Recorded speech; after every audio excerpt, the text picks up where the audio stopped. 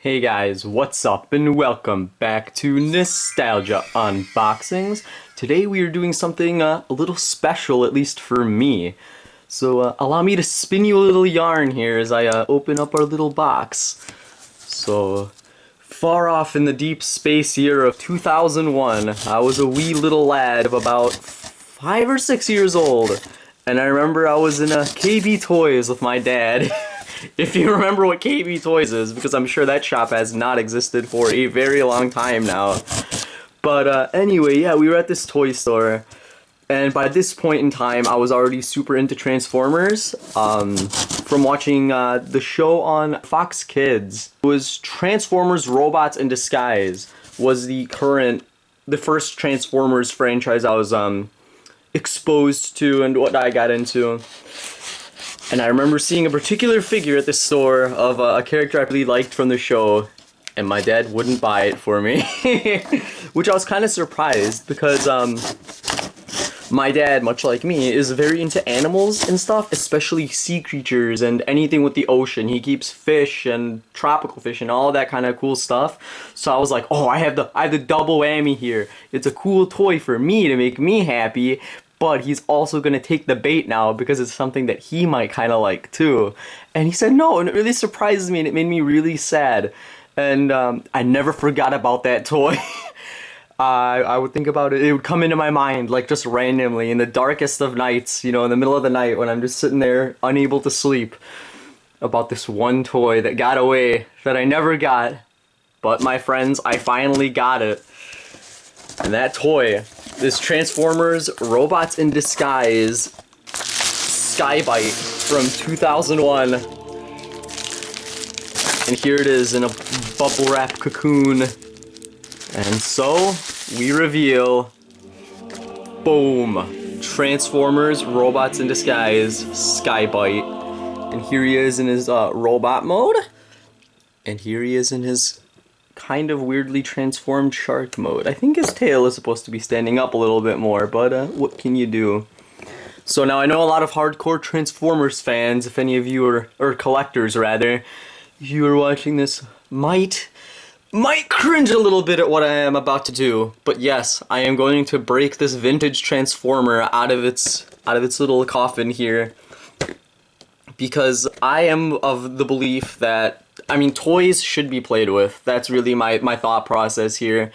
I don't think they're trophies. I think it's really dumb to just keep it in the box on the shelf. No offense to anyone who does prefer doing that, like, you do you, man. But I really believe that it's just kind of weird to keep it on a shelf, especially something as cool and interesting as a Transformer. Because, like, okay, so you have it on the shelf, and all you ever see is the shark mode. You will never see it in robot mode. You will just see it in this for the rest of your life. You'll never experience fidgeting with it and playing with all its gimmicks and stuff. So, yeah, that's my thought process here. And I didn't buy one loose because a lot of the loose ones were missing parts, and they don't come with a lot of the instructions. And I do plan on keeping the box even after I open it anyway and all that other fun stuff. So I wanted to, I paid the extra premium for a sealed one. It wasn't cheap. It was about 60 bucks, I think, including shipping on eBay, for anyone interested in, I guess, getting one for themselves or want to know like the approximate price point of these things. There were like really loose ones with a ton of missing parts for like 20 bucks, and I don't know, anything in between, just with varying amounts of completeness. So that aside, let's take a look at ooh, it's got a little stat page here, which I can barely read through the viewfinder. But we have strength at 8, intelligence at 10. Wait, really? I kind of remember him being kind of like like a weird comic relief type of villain for some reason, and being kind of funny. And not slightly dim-witted, maybe. That's weird. That's not what I would have expected. Speed is 8. Endurance is 8. Rank 9. Yes, I believe he was like second in command to Megatron in this series. I think he was actually like the stand-in for Starscream in Robots in Disguise, but I really don't remember. It was a very, very long time since I've seen Robots in Disguise, but I really don't remember. It was a very, very long time since I've seen Robots in Disguise, believe me. Maybe I should rewatch it at some point.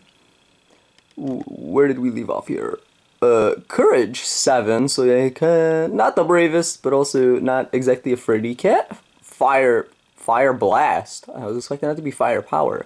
Fire Blast 8, and Skill 9. So those are his stats. Oh, here we even got a little bio page. He is one of the most feared and respected Predacon warriors. His intelligence and love of poetry fools friends and enemies into letting down their guard, only to witness his terrifying change into a merciless warrior. The anchor arm on his left side can crush even the thickest, strongest wall like a microchip in the jaws of a shark. A microchip in the jaws of a shark? That's an expression, alright. Not sure how they really go together, but okay. So yeah, I do remember, like, he does, like, haikus, I believe, is actually his preferred form of poetry from the show. And one thing you may notice... Oh wait, hold on, there's a little thing here. Oh, this might be just a blurb about robots in disguise. Yes, it is. Megatron and his evil Predacons arrive on Earth with one goal: destruction. This causes a secret force of goodness to emerge. The heroic Autobots, led by Optimus Prime. They have hidden their existence by taking the forms of vehicles, but now they reveal their true nature to fight Megatron and protect Earth. They are Transformers, robots in disguise. That's pretty cool. Ooh, even has the challenge is in the change. So this is 3 advanced transformation. That's kind of cool. I forgot that they would rank how simple transformations were back then, because from what I remember from, like, when I was a kid and stuff and playing with a lot of these, especially the robots in disguise Transformers, they were willing to get really complicated how they transformed. Lots of, like, weird moving parts and ball joints and stuff like that. Because Transformers Armada, which is, I believe, the series that came immediately after this, was, like...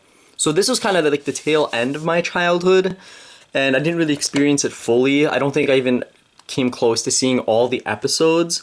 But Transformers Armada was something I remember much more recently, and by much more recently I mean a few years after this probably, but I had a lot more toys from that line, and I remember more from the actual show. And a lot of those Transformers in the Armada toy line were very, very simplified. They had almost no ball joints at all from what I remember, if any. And so they were a lot easier to transform and manage for kids. So this was, like, really the last line that I remember that had super weird, complicated transformations included in it. So the age is 5 and up here. And yeah, you may notice it is Predacons instead of Decepticons.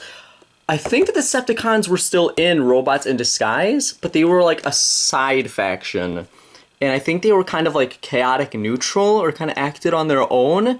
And I believe the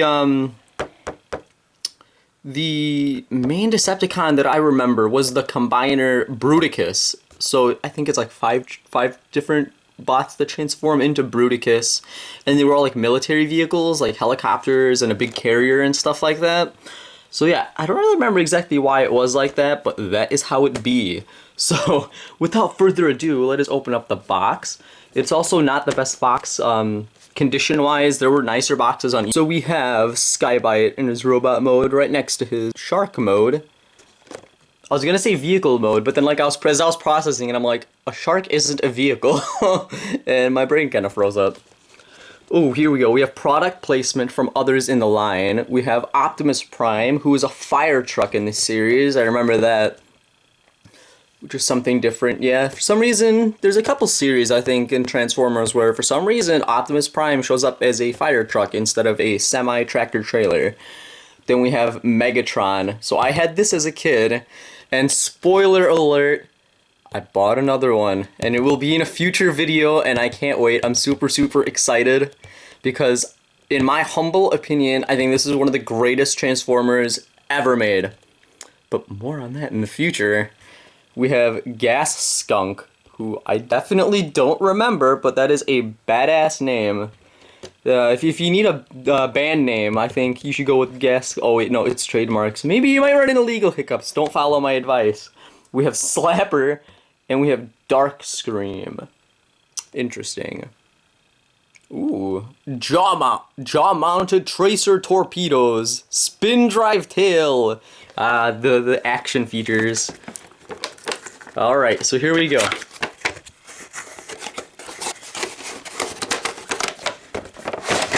Doo-doo-doo.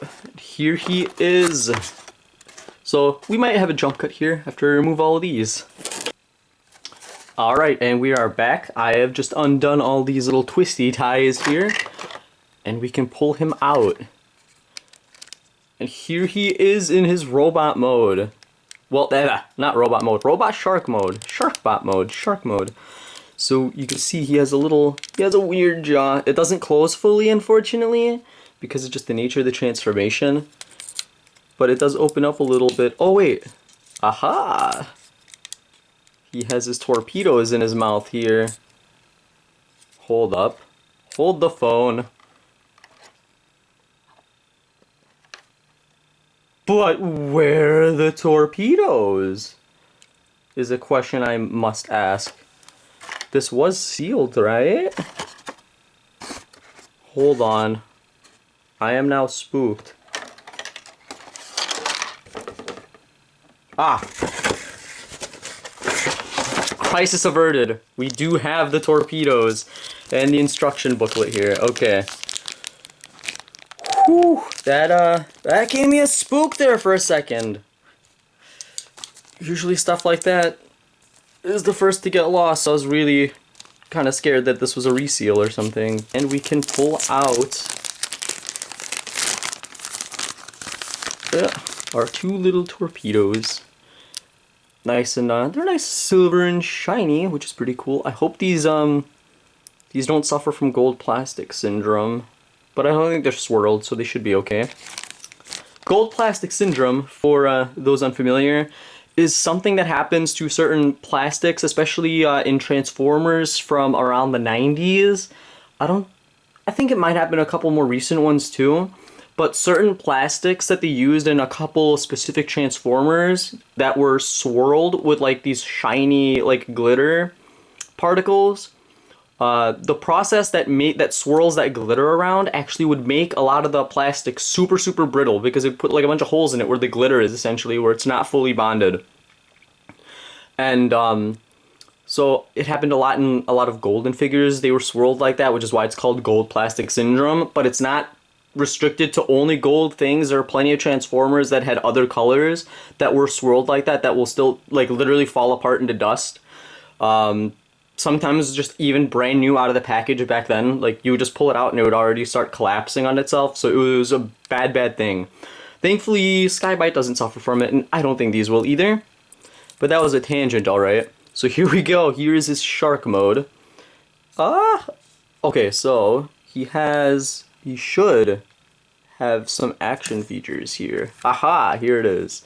So he can spin his propeller tail around.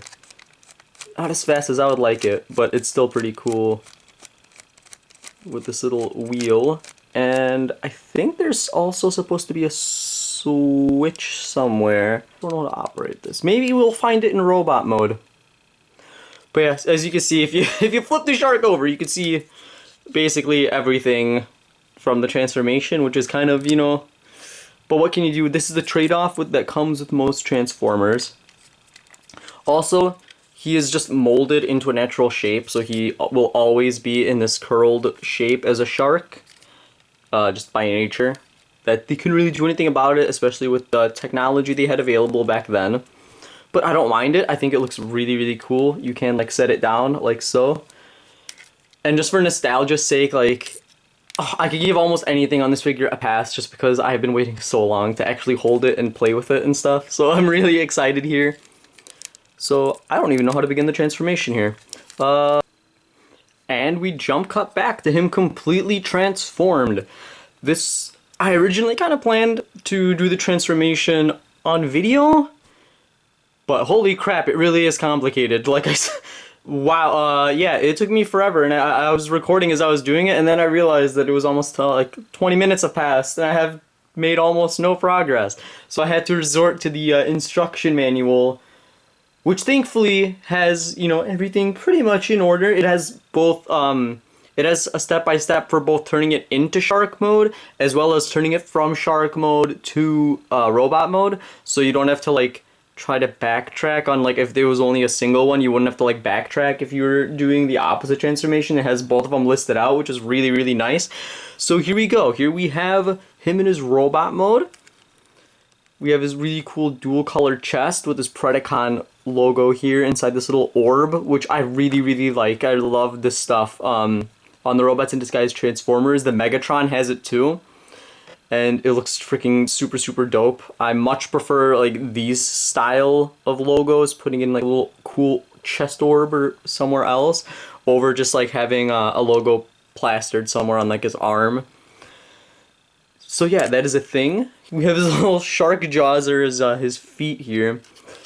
His torpedo gun is actually removable, I found out during the transformation. So we can test out it has 2 triggers here, which is how it was firing. And we can test out exactly how well it fires after 20 years here. Let's put it in view. Boom. Wow. Alright, so we definitely have one weaker spring in here and then one that's quite powerful. Luckily, I'm gonna... Give me a second here, I'm gonna go grab that before it falls off the other end of the bed and then I never find it ever again for the rest of my life. So the missiles fire pretty well, especially from which one was the one that fired really far? Was it, I think it was this side right here that fired extremely, extremely well. So that's awesome. And it has something that you don't really see in a lot of Transformers, which is a gear function, which I pointed out earlier. So you can see the gears that spin in his arm here. Hold on, let's see if I can get this into the light a little bit. Ooh, those would be his feet. So yeah, if you guys can see, there's all the gears in here, and you flip. You move this gear up here, moves all the other gears, and it rotates his claw arm. I believe that's his anchor arm. Which, every time I say that, I just think of the Anchor Arms episode of SpongeBob. One thing I did notice about this part, though, so you see you extend these little orange fins to make it an anchor mode. These are super, super tight. I don't know if they'll break in eventually after a little bit of use. Which, I mean, let's be real, I'm not going to be playing super aggressively with this, maybe just fiddling with it. But, like, it is really, really tight to get it into the cross form, especially towards the end. So, I don't know what that's about. I don't know if that's just a manufacturing thing. Also, so see, his elbow is pretty good, but man, this shoulder is also, like, super, super tight. Which, again, not something you should really complain about, because it helps with posability. Having the super, super tight joints. Yeah, he has a very confusing transformation with a lot of weird moving panels. I do love his shoulder pads though. I always thought it was super, super cool, even in the show. I like how they're also like uneven, which is weird because usually uneven things really, really bug me. But I guess maybe because I grew up with them, I've learned to love it. So we have his dual-colored uneven chest here, and then of course his really cool shoulder pads, which I think look awesome. The one thing, too, that I think this Transformers figure is actually really, really good. I'm really enjoying just messing around with it right now after all these years. I love all the shiny bits on it. These also come off. They're just pegged into a little hole. Although, yeah, they're pretty tight in there. I don't want to really mess with it because I have no need to mess with it. But these are very common things that people lose. A lot of the missing lots will be missing either the fins, the blaster, or the missile, obviously.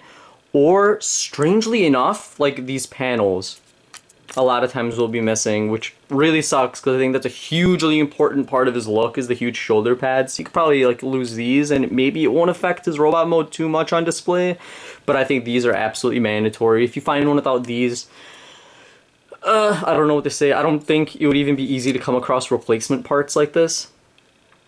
But yeah, that is a thing. I really like the shiny silverness on a lot of these parts. I really hope it doesn't make it brittle. Nothing broke while I was transforming it, so I think that's a good omen here. But it's very cool. I remember in the show, he looked like a real shark when he transformed, whereas this one clearly is very biomechanical with tons of like machinery and robot bits coming out. Could be my memory just serving me wrong, or it could be a design choice. I know for a fact that his colors are a lot darker in this figure than they were in the actual show. He's a much lighter blue all over here, and for some reason, like, I guess this is supposed to be blue actually when you look at it, but it's super, super dark. I think they might have hand painted these parts because like they look black probably on camera, but they are like a really, really dark blue.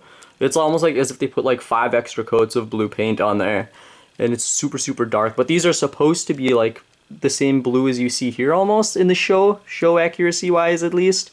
But I don't think there's another figure that's any more show accurate to this version of a Sky-Byte than the one we have here. Also, I like how he has shark butt. Shark butt! Also, it's kind of cool because it looks almost like a bee. Like, what do you call it? The abdomen of the bee, right? Over like a bee or a wasp figure, which is kind of weird. I don't know, it's a weird picture for a shark. But I don't know, that's what it reminds me of a lot. Like, you could probably make a wasp or something out of him if you repainted him. Not that the transformation would really work. Oh my gosh, I am back here. One thing I forgot to mention this, but I found it when I was transforming. I did find this switch. So it is right here on his arm. And what it does is it'll lock the gear function in place. Hold on, you gotta get into the right position though, obviously. So when he's in, this is more for shark mode, when his shark tail is up, if you don't want it to constantly spin around and swivel, you push on this little bar here, which goes all the way through his arm, and it'll lock it, and it'll only lock it in this position, so you don't have to fiddle around with it too much. Just put it in that right position, push it in, and then you will no longer be plagued by the gear function as you are messing around. So in the instructions also, there is another thing I also want to add. There is also a supposed attack mode for him, which is kind of just something half-assed that I think that they kind of came up with just to add more stuff to the figure.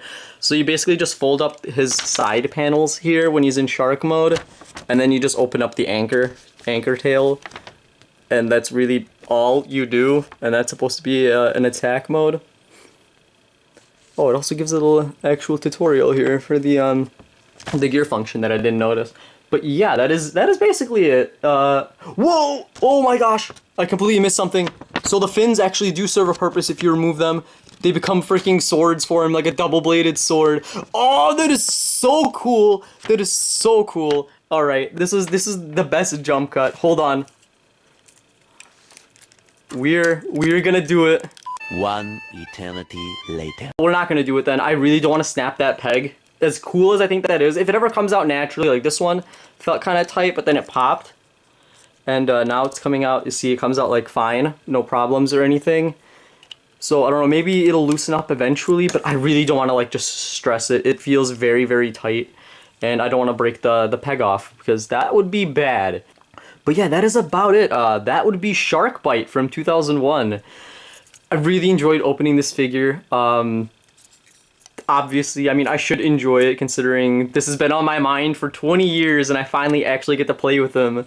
It is the coolest shark, I guess. I don't know, there's not many shark Transformers, I don't think. I think all of them really are Shark-Byte, or Shark-Byte in some variation. Sky-Byte. So that's a thing I want to talk about.